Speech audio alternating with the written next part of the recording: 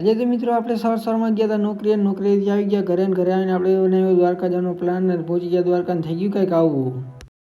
તો જય શ્રી રામ બધા મિત્રોને સ્વાગત છે આપણા નવા મિની બ્લોગની અંદર. આજે છે આપણા 365 દિવસનો ચેલેન્જનો ત્રીજો દિવસ. સરસ મજા નાઈ ધોઈને ફ્રેશ થઈ ગયા, આવી ગયા ડાયરેક્ટ મહાદેવ, પછી કરનેગી મહાદેવની અગરબત્તી, પછી ચડાવી લોટીને આવી ગયા ડાયરેક્ટ ઘરે આવીને ડાયરેક્ટ બેસી ગયા. હવે જવાનું છે આપણે નોકરી ઉપર. પછી મિત્રો નીકળી ગયા હતા ત્યાં આપણે નોકરીએ જવા માટે. રસ્તામાં જોયું અહીંયા રસ્તો બનવાનું કામકાજ ચાલુ હતું. અહીંયા કાંકરીને બધું પથરાઈ ગયું હતું, સરસ મજાનો રસ્તો બનતો હતો. આપણે અહીંયા નીકળી ગયા ત્યાં તો આપણો ભાઈ પણ આવી ગયા.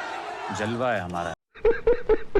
શું મિત્રો પહોંચી ગયા હતા આપણે નોકરી ઉપર. સરસ મજાનો ચાનો કોટો ચડાવી લીધો ને કામ પતાવી નહીં ખાધ્યા તો આપણે બપોર જેવું થઈ ગયું ત્યાં તો આવી ગયા હતા. આપણે આવી ગયા હતા પછી ઘરે આવીને આપણે સરસ મજાના બાજા નાહી ધોઈને ફ્રેશ થઈ ગયા છે ને હવે આપણે પ્લાન બન્યું દ્વારકા જવાનું. તો શું મિત્રો અત્યારે જવાનું હતું આપણે એક્ટિવા લઈને દ્વારકા. તો હું ને મારો ભાઈ થઈ ગયા હતા કમ્પ્લીટ ને. ચાલો આગળ મળીએ આપણે ભેગું કોણ છે બધાને મલાવું. એ પહેલા તો આપણી ગાડી તરસી થઈ ગઈ હતી. આપણી ગાડીની કર નહીં આપણે ટાંકી ફૂલ. दोस्त बेकारी नहीं अपन, बहुत पैसा अपने पास. બંધ કરો હાથ જોડ કે. પછી ભરાવી લીધું આપણે પેટ્રોલ ને ડાયરેક્ટ નીકળી ગયા ત્યાં દ્વારકા જવા માટે. ને આપણે પહોંચી ગયા હતા રિલાયન્સ આગળ ને થોડોક તમને રિલાયન્સ નો નજારો દેખાડી દઉં.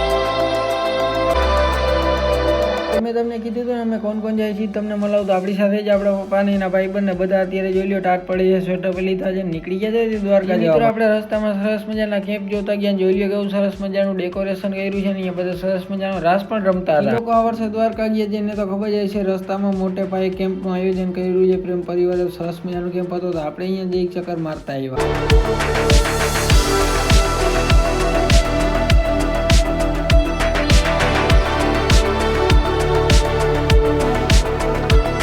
મિત્રો પબ્લિક તો ઘણી બધી હાલીને જવાવાળી હતી ને ગાડી લઈને જવાવાળા પણ ઘણા બધા હતા. આપણે પણ હવે ધીમે ધીમે નીકળી જાય આગળ જવા માટે. શું મિત્રો આપણે પહોંચી ગયા હતા દ્વારકા. વાગવામાં થઈ ગયું 3 જેવું ને આપણે પહોંચી ગયા હતા ત્યાં દ્વારકાના. હજી અત્યારે તો મંદિર બંધ હોય તો આપણે હવે વિચાર્યું કે ડાયરેક્ટ આપણે ધજાના દર્શન કરી લઈને પછી ડાયરેક્ટ નીકળી જાય ઘરે જવા માટે. કેમ કે હજી મંદિર ખુલશે ને 3-4 કલાક થઈ જવાની હતી ને લાઈન પણ એવી બધી હતી. પછી શું મિત્રો આવી ગયા ડાયરેક્ટ આપણે અંદર આવીને જોયું તો અહીંયા પબ્લિક એટલી હાલવારી હતી ને ગાડીના પાર્કિંગ પણ ફૂલ થઈ ગયા હતા. ને આપણે સરસ મજાના દ્વારકાધીશના દર્શન કરી લીધા ને તમે પણ કરી લેજો દર્શન. અને હવે નીકળી જાય આપણે ડાયરેક્ટ આપણે જામનગર જવા માટે. એ શું મિત્રો દ્વારકાથી આપણે નીકળી ગયા ને અહીંયા બોર્ડમાં આપણે જોયું તો હજી જામનગર હતું 114 કિલોમીટર. તો ચાલો હવે નીકળી જાય કેમ કે વાગવામાં થઈ ગયું 4-5 જેવું. તો હવે આપણે ઘરે પહોંચી ગયા પણ ઉગી ગયો છે ને આપણે ડાયરેક્ટ પહોંચી ગયા ભાટિયા. ને ભાટિયા બાજુ આપણે ચડાવી લીધો સરસ મજાનો ચાનો કોટો ઘર નાખ્યો નાસ્તો. મિત્રો આવી ગયા હતા આપણે ઘરે પહોંચ્યા ત્યાં તો દિવસ પણ ઉગી ગયો હતો ને વાગવામાં થઈ ગયું હતું 7:15 જેવું. તો ચાલો હવે આપણે આ મિની બ્લોગની જ પૂરો કરી નાખીએ. ગમ્યું હોય તો નીચે સબસ્ક્રાઈબ કરતા જજો. મળીએ પાછા નવા મિની બ્લોગની સાથે. જય Shri Ram and bye bye.